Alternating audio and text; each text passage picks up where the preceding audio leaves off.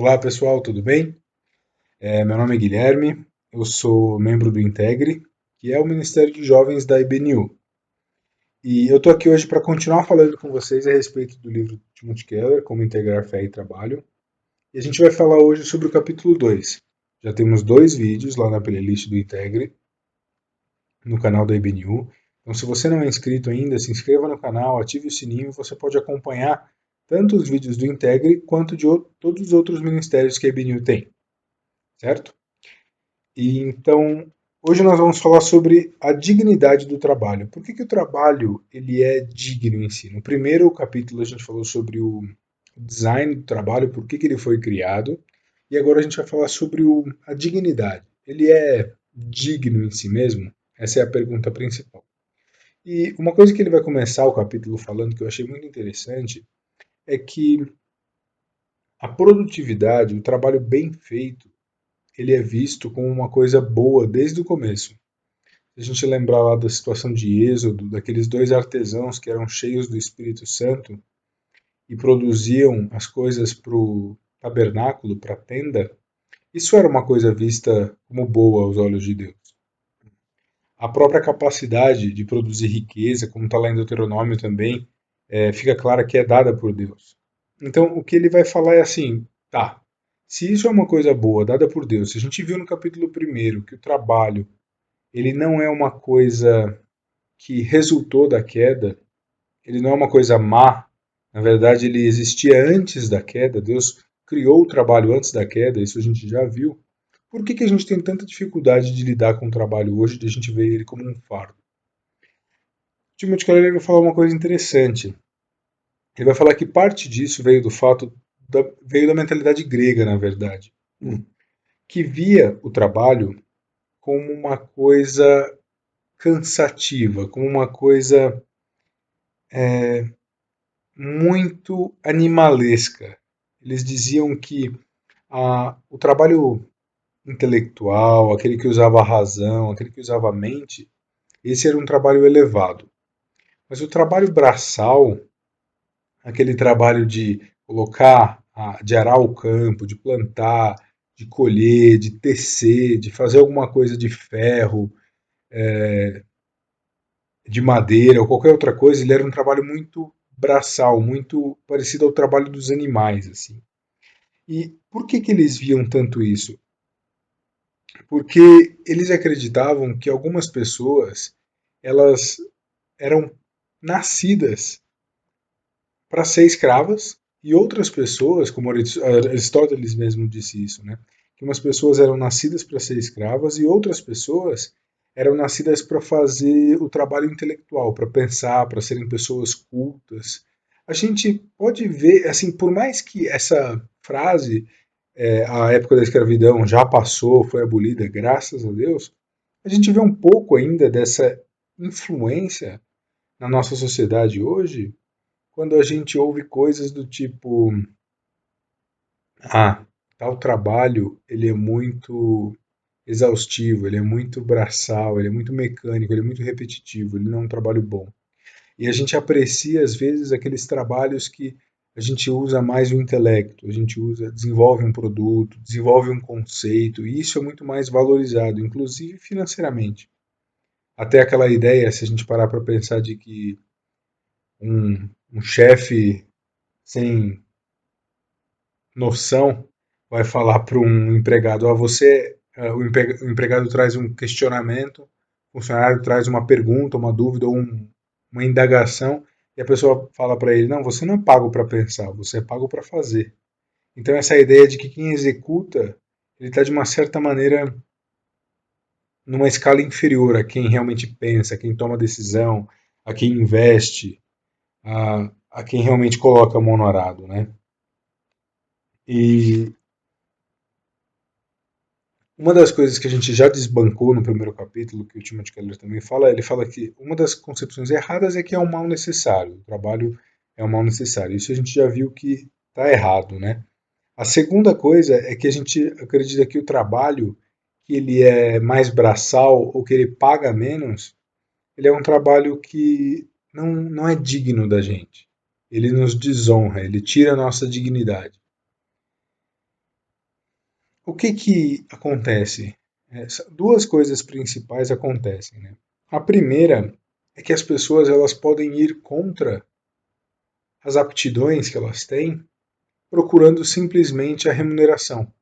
Então elas podem escolher trabalhos que não se encaixam com o perfil dela, simplesmente para buscar a aprovação da sociedade que valoriza o trabalho intelectual e de alta remuneração, com salário alto. Enquanto as pessoas que não têm opção e precisam trabalhar, elas se sentem. Outro resultado negativo disso é que essas pessoas que se veem nessa situação de precisar trabalhar e não conseguir encontrar um trabalho mais intelectual e menos braçal ou menos de prestação de serviço, ela se sente inferior, porque a sociedade como um todo cria esse estigma de que o trabalho apreciado é o que paga bem, se trabalha com o intelecto, com a razão, e não se suja a mão ou sua a camisa, e o trabalho que se sua camisa, o trabalho que paga pouco, que faz esse tipo de acepção, ele é indigno, ele torna a pessoa menor do que aquela que faz o trabalho que paga mais.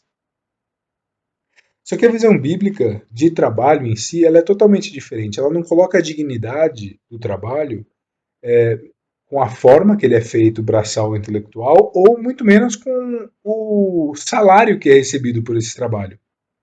Uma coisa muito interessante foi uma experiência pessoal minha de uma confrontação nesse sentido, é que eu também tinha uma visão muito pragmática das coisas e que estava muito encaixada, alinhada com essa visão da sociedade de que aquele trabalho intelectual, trabalho do pensamento, do desenvolvimento de ideias, de teorias, de conceitos, ele era muito mais elevado do que um trabalho braçal. Aí eu fui um dia numa chácara, na verdade, em Minas Gerais, que o pessoal lá estuda bastante teologia e muita teologia junto com filosofia e produzem muito conteúdo nessa área. O pessoal realmente é muito intelectual. E quando eu cheguei, eu tinha me preparado, ouvido algumas palestras para conseguir fazer parte do curso lá. Eu cheguei, eu vi o principal preletor dessa mini conferência, ou desse mini encontro que a gente ia ter. Ele era o principal preletor, um cara super preparado, muito inteligente, filósofo, teólogo, super instruído. E quando eu cheguei, eu fui recebido e eu vi esse principal filósofo e responsável pelas palestras do lugar. Eu vi ele com luva, com uma calça velha e ajoelhado na terra fazendo um deck de tijolo. Aquilo me chocou de verdade. Como que a pessoa que as coisas tinha ouvido palestras, ouvido assim, muitos cursos ou teorias que ele formulou, ou ideias que ele formulou, coisas, trabalhos assim, um trabalho realmente intelectual pesado que ele havia desenvolvido.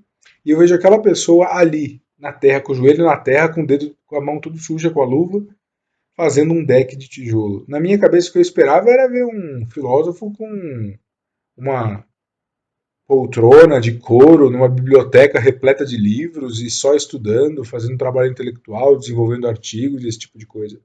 Foi completamente o oposto que eu vi e eu fui convidado a me juntar a ele e ajudar a carregar um carrinho de terra para realmente ajudar no trabalho que estava sendo feito ali no jardim. Isso foi um impacto muito grande que começou a mostrar para mim que a dignidade do trabalho não está atrelada a, ao tipo de exercício mental ou corporal ou físico, ou ao tipo de remuneração que se tem por um ou pelo outro. O trabalho daquele que ele estava fazendo ali era meramente físico e braçal. Ele poderia ter pago um jardineiro para fazer aquele trabalho, ou qualquer outra pessoa. Mas ele escolheu fazer aquele trabalho porque ele encontrava dignidade naquele trabalho em si também. Então, voltando para o livro, ele argumenta que qualquer trabalho é digno porque todo o trabalho foi criado por Deus. Muito interessante a gente ver que o próprio Deus ele é apresentado em Gênesis como um criador de coisas e que nos criou do barro, mexendo com a terra da qual nós fomos criados, né? Uma coisa muito interessante que eu achei que o Keller pontuou no livro, na verdade, é uma frase de um pastor chamado Philip Jensen, e eu vou citar aqui.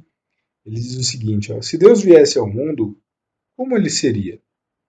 Para os gregos da antiguidade, talvez ele fosse um rei, filósofo.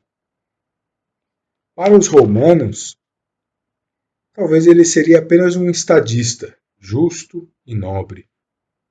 Mas como o Deus dos hebreus veio ao mundo? Como um carpinteiro. Então é muito interessante a gente perceber que a ideia de trabalho de Deus não está atrelada à distância do mundo físico, à distância do esforço ou à remuneração que se tem pelo trabalho. O trabalho braçal é um trabalho digno diante de Deus, tanto quanto a formulação de uma verdade teológica, tanto quanto um filósofo desenvolvendo uma oração a um pastor pregando. O Lutero falou isso, né? Que uma mãe trocando a fralda de um bebê, ela está fazendo um trabalho tão bom diante de Deus quanto um bispo fazendo uma oração.